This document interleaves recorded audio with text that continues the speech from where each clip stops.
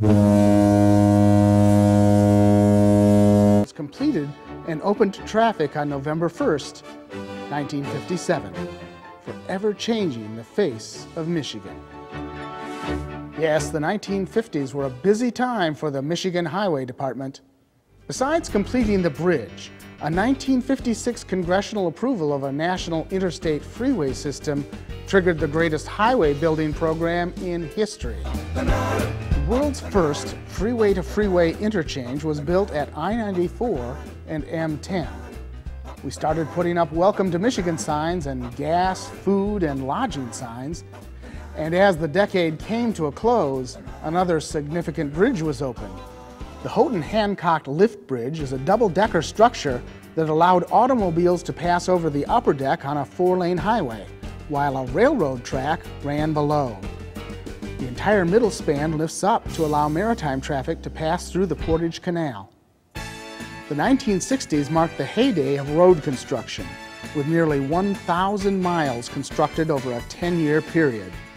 In fact, in 1960, Michigan became the first state to complete a border-to-border toll-free interstate, I-94, that stretched for more than 200 miles from Detroit to New Buffalo.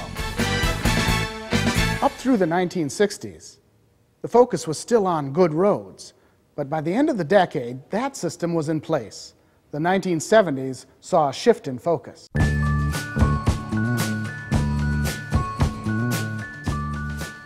A gas shortage and a nationwide push for environmental stewardship also changed how we did business.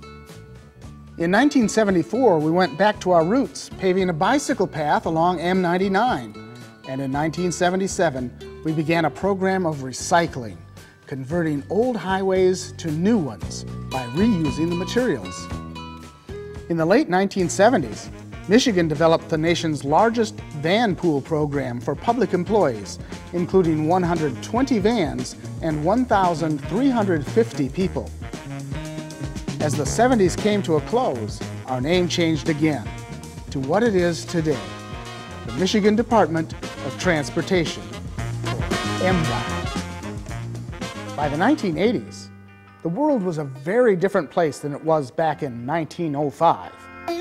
We had a global economy and a population that had grown up with the security of being able to travel cross country or even around the world quite easily. More than 50 million cars had crossed the Mackinac Bridge, and air travel had become the mode of choice. Yes, everyone was in a hurry and didn't care too much to be slowed down by construction. The same spectacle that drew onlookers and delighted crowds back when I was doing it 75 years ago was now viewed as an annoyance.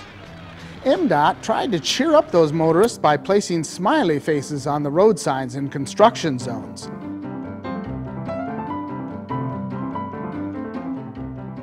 One of the larger construction zones in the 1980s was over the Saginaw River. The Zilwaukee Bridge opened in 1988 and carried I-75 traffic on the largest concrete segmental bridge in the nation. In 1990, the department began an Adopt the Highway program. The concept was quite simple. Volunteer groups would help keep the roadway clean. And boy, has it been successful. In 15 years, thousands of volunteers have spent more than 174,000 hours picking up an estimated 1.4 million bags of trash. 1992 saw the completion of the 1,241-mile interstate system when the last 4 miles of I-69 opened north of Lansing. And in 1994, the department honored the workers who gave their lives building our highway system with an employee memorial at the Clare Welcome Center. The technology you have today is remarkable. Who would have ever dreamed of a website with road closure and construction information? MDOT led the way there too, with the first website hosted by a state agency. MDOT also developed the first vehicle that can measure the curve and grade of a roadway while traveling at highway speeds. Now keep in mind, in my day, highway speeds meant about 20 miles an hour. And boy, we thought we were flying.